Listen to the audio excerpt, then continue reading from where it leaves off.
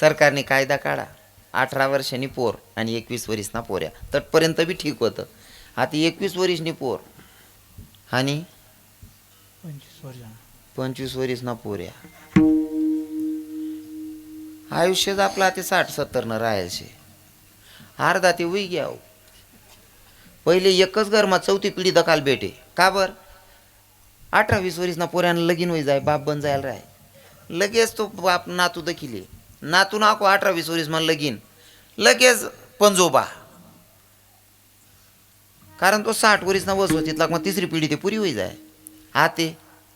आते ते असं उलट होई जायले आव भाऊनी बायले दिवस राहतच तिथला मग अर्धा होई जास आणि बाकी नाको या विमल पामल खाणारा तसाच आवरी राहणार कॅन्सर कुन्सरमा. हां बापनीच पोऱ्याला दखन आहे असा सुद्धा किस्सा शेतच. न कळत भगवंतानं संकटात आणलं असेल तो भाग वेगळा आहे. पण काय माई खावामान काय माई पिवामान मर राहणार हो.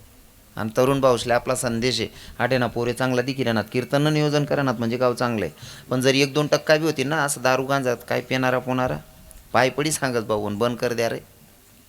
कारण कोणत्याच भावाला वाटत नाही माझ्या बहिणीला एखादा दारू पिणारा पोराला द्यायला पाहिजे असं एखादा बावले वाटस का.